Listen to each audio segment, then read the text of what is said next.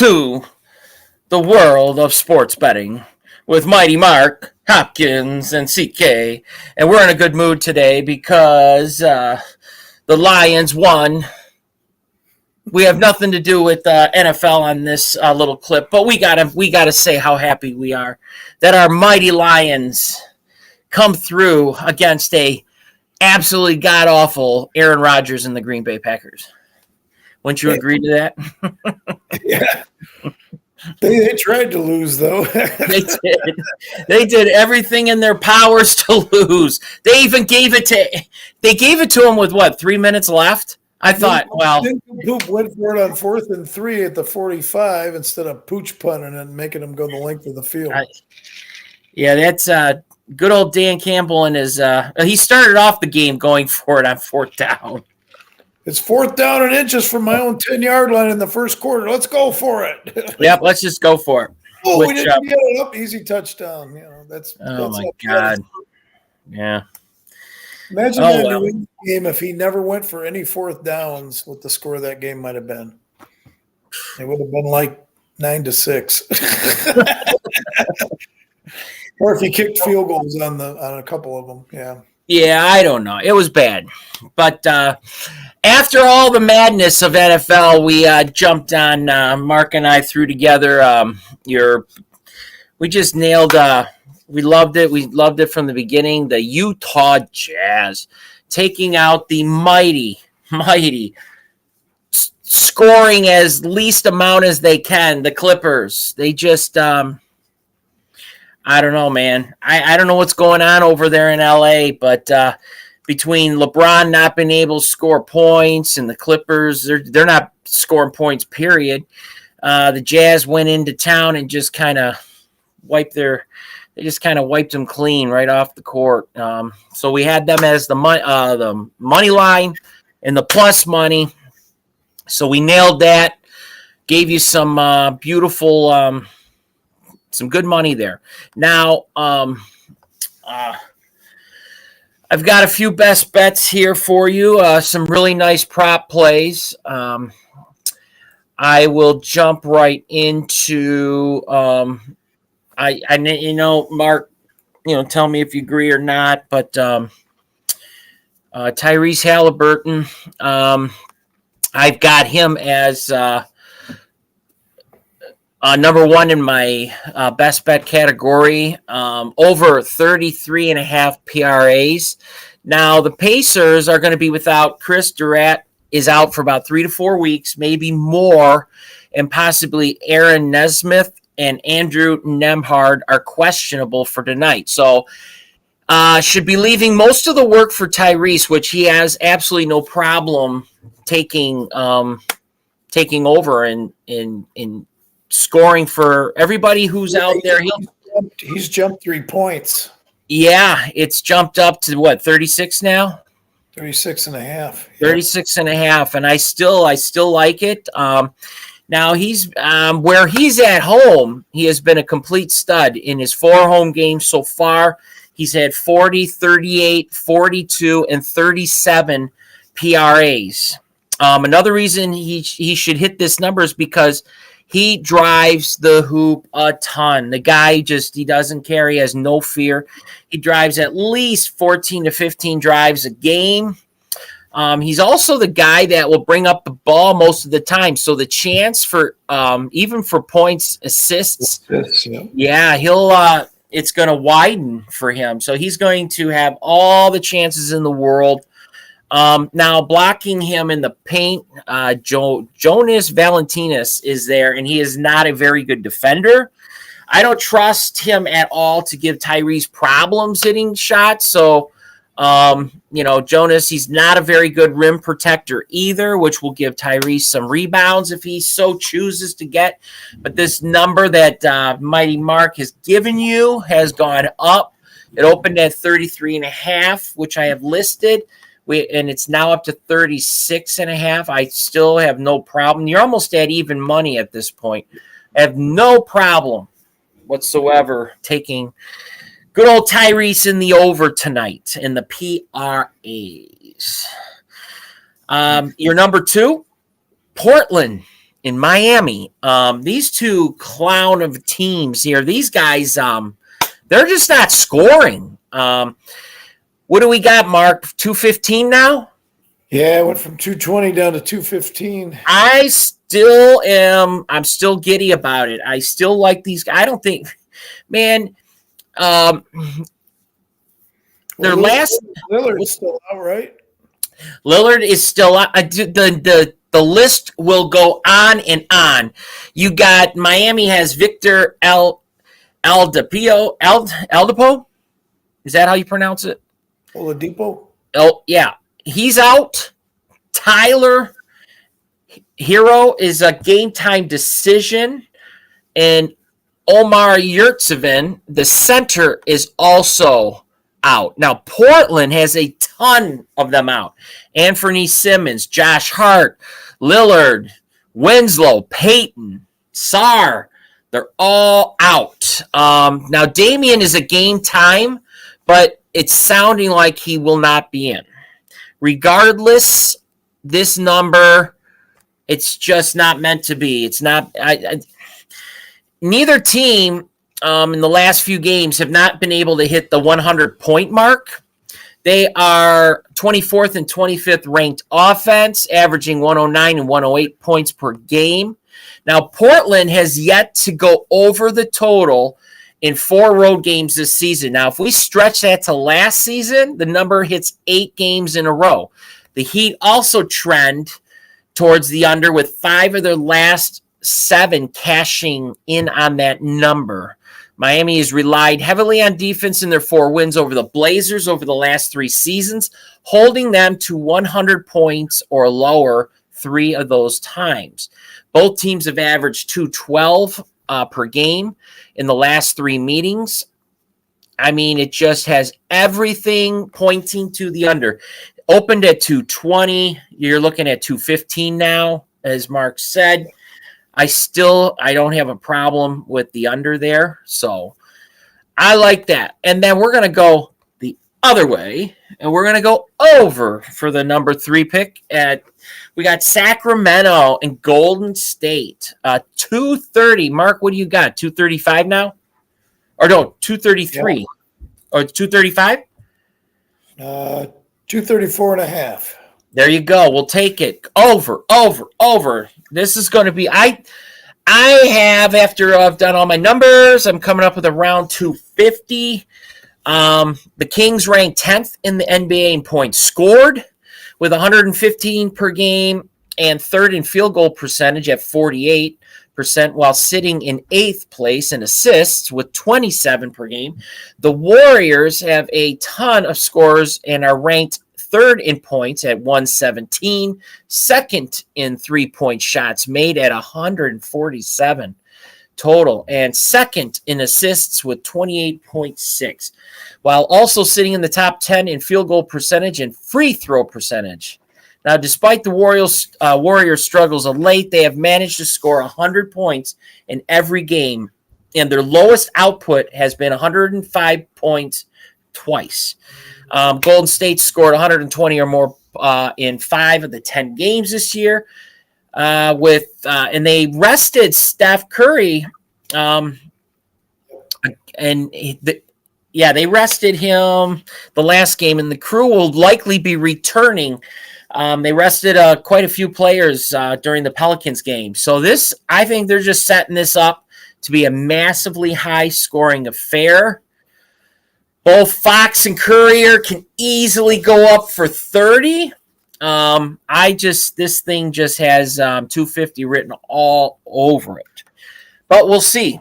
It should be a very interesting game. I don't have anything on the total, on the side. I don't even know which way I would go there. It's just Golden State's been hit and miss, dude. Yeah. So they have not been Golden State this year. No, but they're fun to watch. You don't know what Golden State team's going to show up. I know that. My player props. The Laker Jazz game is back on the board. Oh my God! What number do we got? Now the Jazz are favored by 6. The over/under is now 227 and a half. Okay. Well, just from the hip, I like the way the Jazz are playing. I don't know, Mark. I can't figure them out. They trade away their 3 best players, and they're 7-3. I know they are so hard. You'd think that they were going to a rebuild. It's like what is going on over in Utah? People are stepping up and just I don't know, man. It's crazy NBA. I've got my top 4 best bet player props. I've got Tatum over 26.5 points. Desmond Bane, you're getting killer value with over 20.5 points, plus basically a buck for a buck. Really, one of my favorites that just came in late was Brook Lopez, over 20.5 PRAs. I liked him with his points, but then when I looked at his rebounds and assists, I could not resist. Boy, that sounded like a little rap song. Over 13.5 points. Yep. So I jumped it to 20.5 and added the rebounds and assists. It's still very good value. He's hit the over the 20.5 5 out of the last 5 games. And then our 3-point, I don't know if he's become one of your favorite players on the Pistons, Mr. 3-point shooter. We got him from where did he come from? In Indiana? Utah. He was one of the Utah. Yeah, that's right. He was one of the ones that they got traded. You're right. I got him over 2.5 3-pointers made at minus 105. That is just it's just a steal. Love it, love it, love it, love it. Oh, that one is not on the board at the moment. Yeah, you know what? A lot of these player props, they come and they go, but boom, they'll come right back up. Yep. A couple extra props I threw in as extras. I don't add those to the Bleacher Bum Sports record in the end, but I throw them up there as, I guess you call them leans. I got Buddy Hield, Indiana, over 27.5 PRAs at plus 105. Great value there. Michael Bridges, Phoenix, over 13.5 points. And then Ja Morant, one of my favorite players, over 26.5 points. He's hasn't hit that. He's hit the number, I think, 3 out of the last 5 times. So he hasn't been very consistent. But his matchup tonight is just it's just the winner chicken dinner. I think Cunningham over 21.5 too looks good. Yeah, he's at home now. They're still depleted on the bench, so they're still counting on their starters for a lot of the points. So, speaking of Boston and Memphis, here's some trends that were kind of, if you're thinking of Memphis, it's I don't know, it's interesting. Boston is 12-1 straight up in its last 13 when playing Memphis. Boston is 5-1 against the spread in its last 6 games when playing Memphis.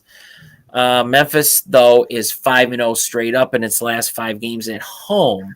Now, the total has gone over in 12 of Memphis's last 15 when playing at home versus Boston. So, if you're thinking of that game, oh, man, dude, it's some interesting trends there.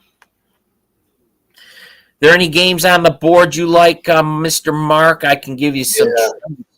I'm kind of leaning towards the under in the Knicks T-Wolves game. It's up to 235.5 now. There's a few key players out for each team, not any stars, but key guys that would help with the scoring. I just the way they match up, it just kind of looks. I don't know. I'm just getting I wouldn't rate it as a 5-star game by any means, probably a 1 or a 2-star, but it just seems like that game's going to be on the lower side to me, maybe in the 220s. I'm going to tell you how good you are, Mark. The total has gone under in 6 of New York's last 7 games when playing Minnesota. The total has gone under in 5 of New York's last 6 games when playing on the road against Minnesota.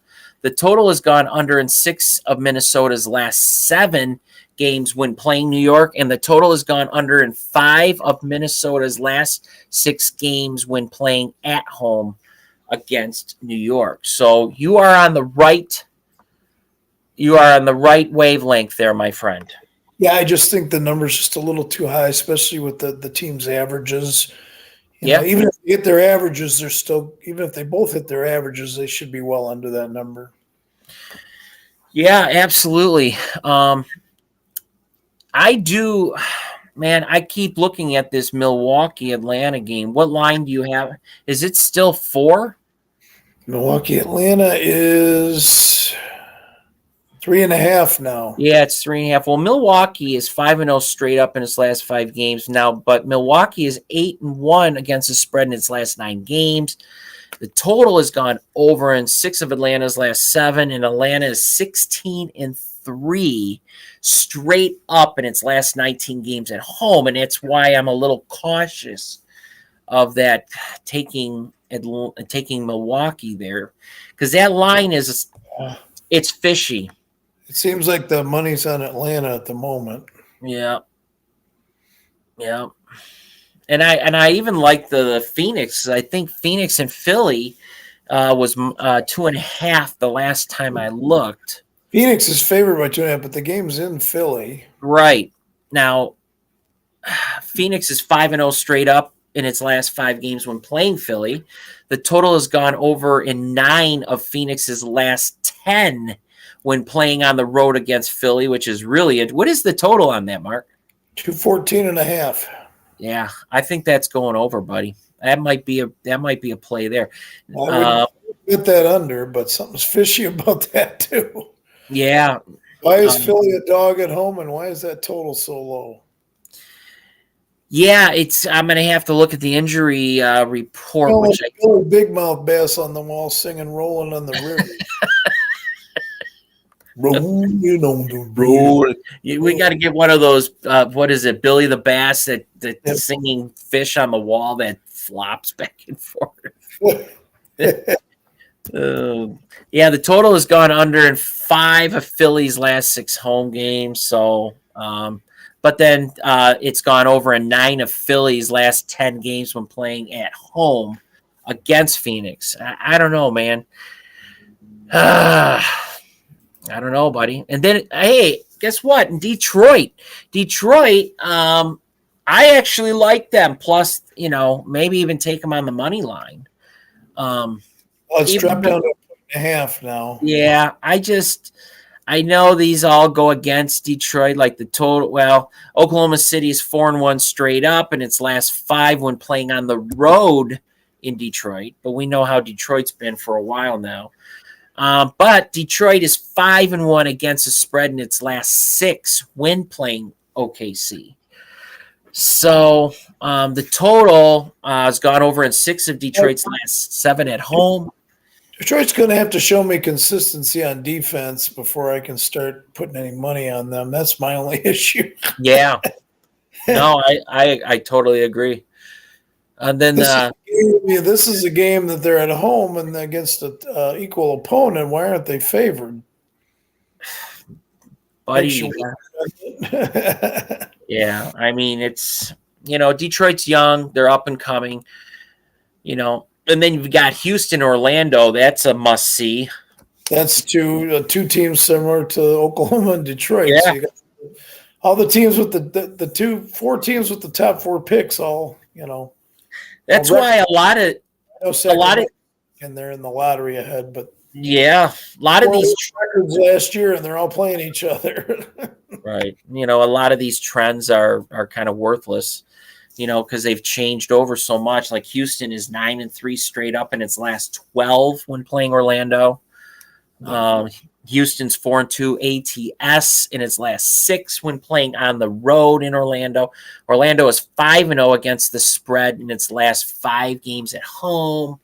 Then if you want to over-under, total has gone over in 5 of Orlando's last 6 games at home. There's one issue there. Orlando's been the underdog in all those games. This time they're a 5-point favorite. Right. I think of, 2 young teams like that, it's probably going to be a lot of back and forth, probably real close game. I'd have a hard time taking Orlando -5. I'd have a hard time taking Houston on the road too, though.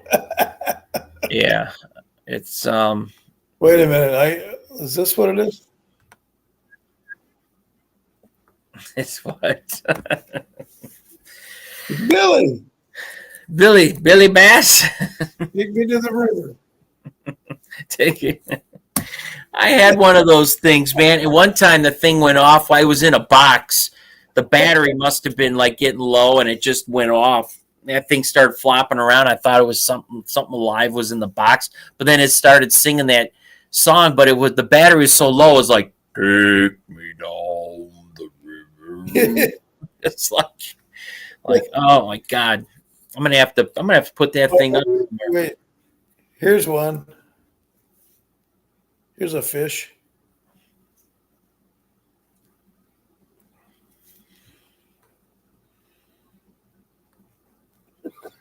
I can't hear it.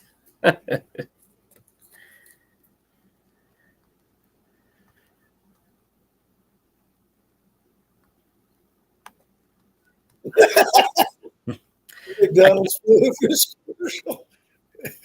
McDonald's commercial? Yeah. Give me back that fillet of fish. Oh, the fillet of fish, yeah.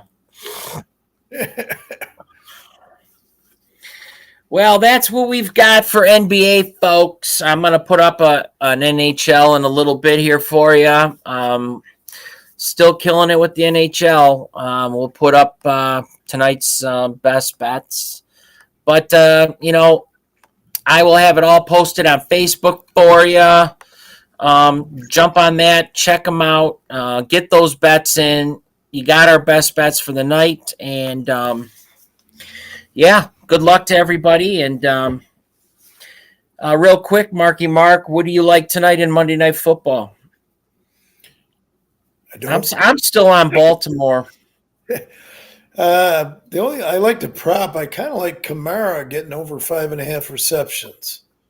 He had 9 catches last week and 10 targets. Yeah. New Orleans to win with Thomas now out for the year. I mean, they're